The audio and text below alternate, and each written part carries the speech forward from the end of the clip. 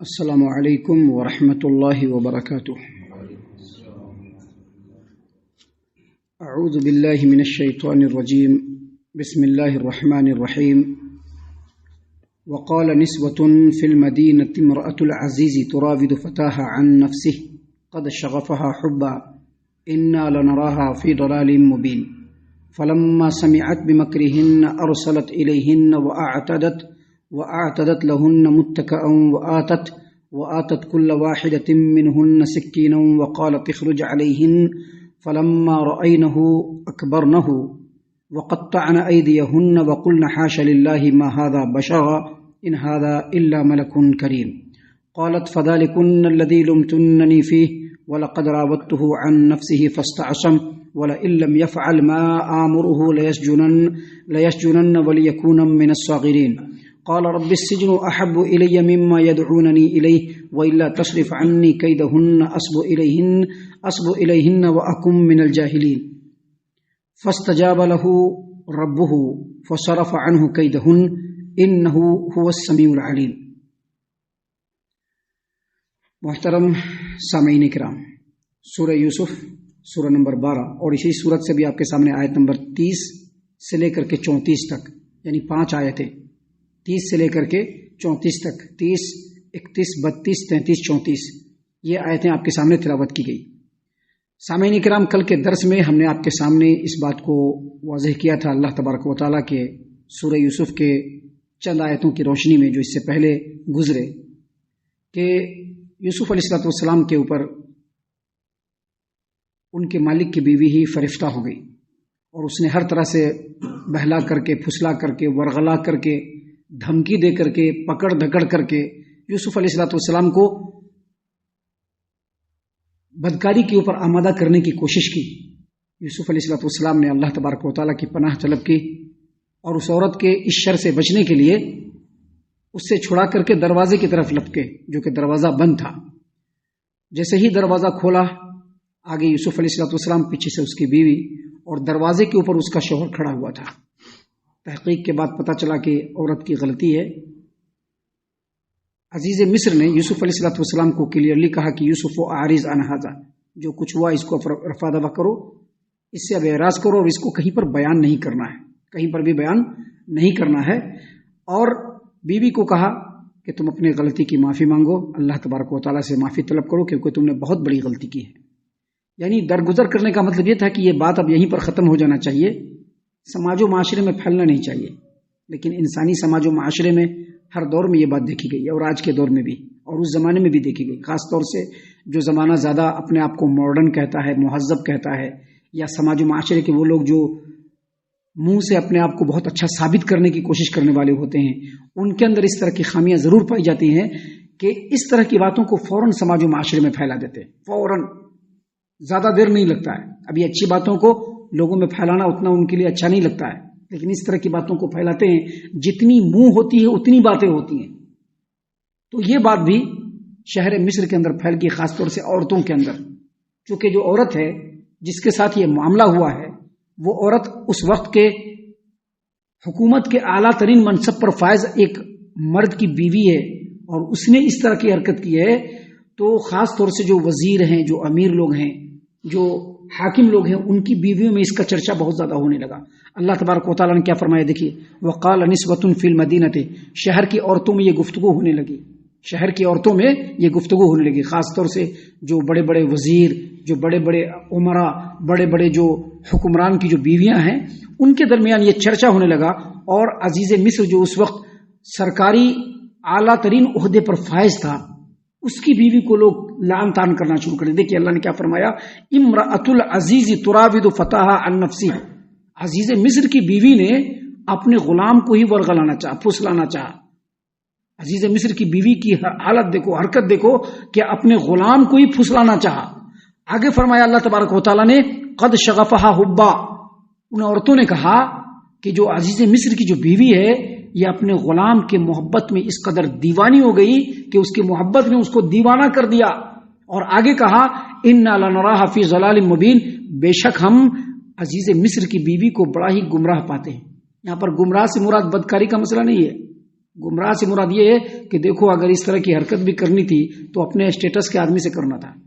یہ کیا غلام کے چکر میں پڑ گئی، غلام کو بہلا پھسلا کر کے اس سے برائی کرنا چاہتا۔ میں نے اس سے پہلے جو آیتیں گزری ہیں ان آیتوں کی تفسیر میں بتلایا تھا کہ اس زمانے میں مصر اس وقت کا سب سے مہذب، سب سے تہذیب یافتہ شہر مانا جاتا تھا، جیسا کہ آج کے ڈیٹ میں یورپین کنٹریز مانا جاتا ہے، جس میں اوپر سے کچھ اور ہوتا ہے اور اندر سے کچھ اور ہوتا ہے۔ اگر مرد و عورت ایک دوسرے سے مل جل کرے کوئی دقت کی بات نہیں ہے، آپسی صلاح مشورے سے اور رضامندی سے اگر بدکاری بھی کر لے تو سماج و معاشرہ اس کا نوٹس نہیں کرتا ہے۔ مصر اس وقت بالکل ویسے ہی تھا،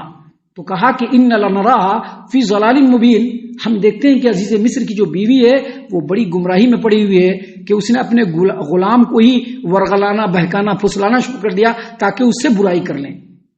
محترم سامعین کرام، اللہ تبارک و تعالیٰ نے آگے فرمایا فلما سمعت بمکرہن،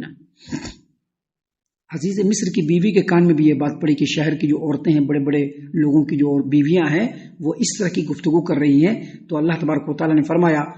پس جب اس عورت نے ان عورتوں کی یہ مکر و فریب بھری باتیں سنی۔ مکر و فریب بھری باتیں کیا مطلب؟ ابھی جب چرچا چل رہا ہے تو ساتھ میں یہ بھی چرچا ہو رہا ہے کہ جس مرد کے اوپر یہ عزیز مصر کی بیوی فریفتہ ہو گئی، دیوانہ ہو گئی، وہ مرد بہت خوبصورت ہے۔ تو اب عورتوں کے دل میں بھی یہ بات آئی۔ حافظ ابو جعفر ابن جریر طبری رحمہ اللہ نے تفسیر الطبری کے اندر امام محمد بن اسحاق امام المغازی کے قول کو نقل کیا ہے کہ انہوں نے اس آیت کریمہ کی تفسیر میں کہا کہ عورتوں نے جو یہ بات کہی کہ عزیز مصر کی بیوی اپنے غلام پر ہی دیوانہ ہو گئی ہے اور اس کو بہکا رہی ہے، پھسلا رہی ہے، ہم اس کو بڑا گمراہ سمجھتے ہیں، یہ بات انہوں نے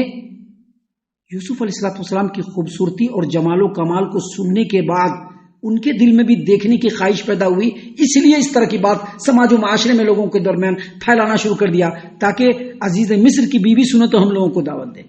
عزیز مصر کی بیوی بھی اس زمانے کی عورت ہے، وہ ساری حرکتیں سمجھ رہی تھی۔ فلما سمعت بمکرہن، جب عورتوں کی یہ چال بھری باتیں سنی اس عورت نے، عزیز مصر کی بیوی نے، زلیخا نے، وہ ارسلت الیہن، تو فوراً عورتوں کی طرف دعوت نامہ بھیج دیا۔ وہ ارسلت الیہن،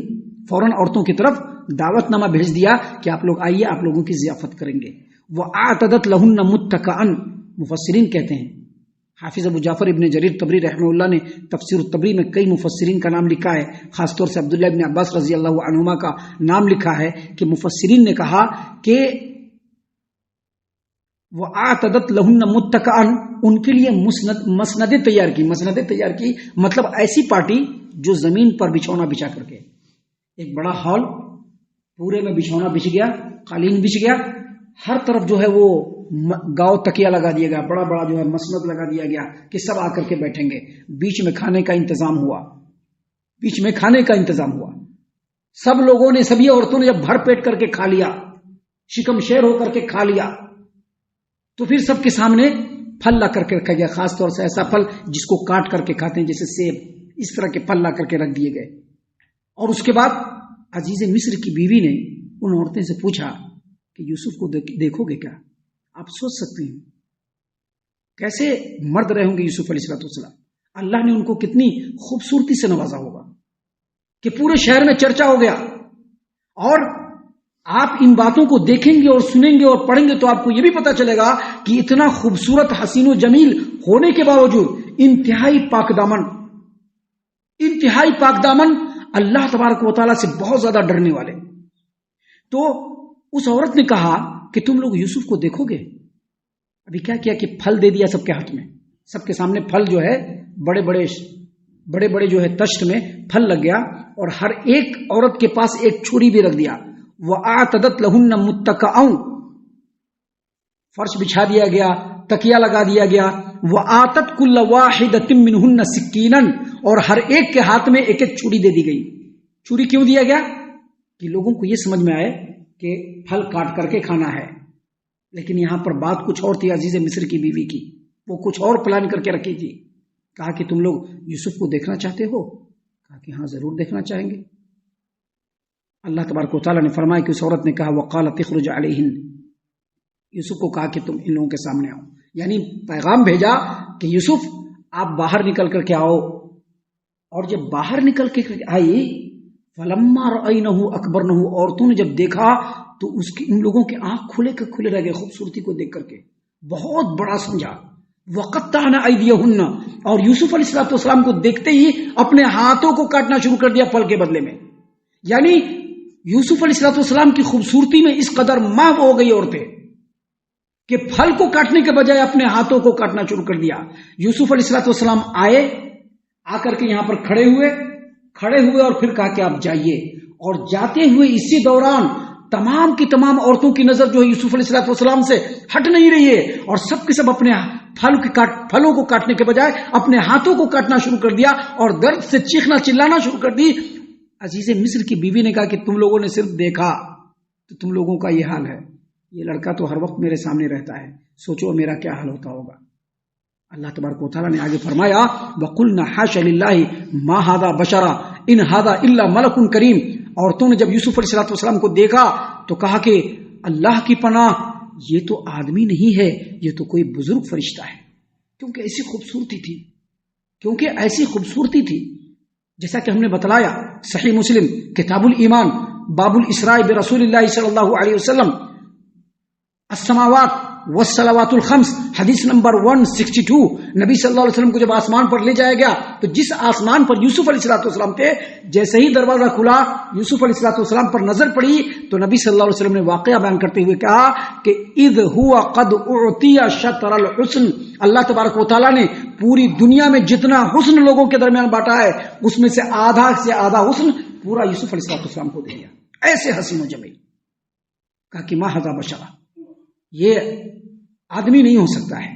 ان ھذا الا ملک کریم، یہ تو کوئی بہت ہی بزرگ فرشتہ ہے۔ عورت نے فوراً کہا کہ فذلک الذی لمتننی فیہ، عزیز مصر کی بیوی نے کہا کہ یہی وہ آدمی ہے جس پر میں دیوانہ ہو گئی ہوں، میں پاگل ہو گئی ہوں، تو تم لوگ مجھ کو لعنت ملامت کر رہی ہو، دیکھو تم لوگوں نے ایک ہی بار میں ہاتھ ہی کاٹ لیا۔ آگے مزید فرمایا، دیکھیں کیا فرمایا اللہ تبارک و تعالیٰ نے کہ عزیز مصر کی بیوی آگے کیا کر رہی ہے، کیا کہہ رہی ہے عزیز مصر کی بیوی۔ اللہ نے فرمایا وَلَقَدْ رَاوَدتُّهُ عَن نَفْسِهِ فَاسْتَعْصَمَ، میں نے اس آدمی کو بہت زیادہ پھسلانا چاہا، یقیناً میں نے پھسلایا، یقیناً میں نے اس کو بار بار بہکایا، یقیناً میں نے اس کو بار بار ورغلایا، ہر طرح سے کوشش کیا کہ یہ میرے جذبات کو سکون دے دے، یہ میری نفسانی خواہشات کو پورا کر دے، یہ میرے ساتھ برائی کر لے، میں نے بار بار اکسایا، فاستعصم، لیکن یہ اب تک بچتا رہا۔ یہاں پر مفسرین نے لکھا ہے کہ دراصل اس عورت نے یہاں پر یوسف علیہ السلام کی صرف ظاہری خوبصورتی کو بیان نہیں کیا، بلکہ جو ان کا اندرونی کمال اور جمال اور خوبصورتی ہے اس کو بھی بتلایا کہ صرف یہ باہر سے خوبصورت نہیں ہے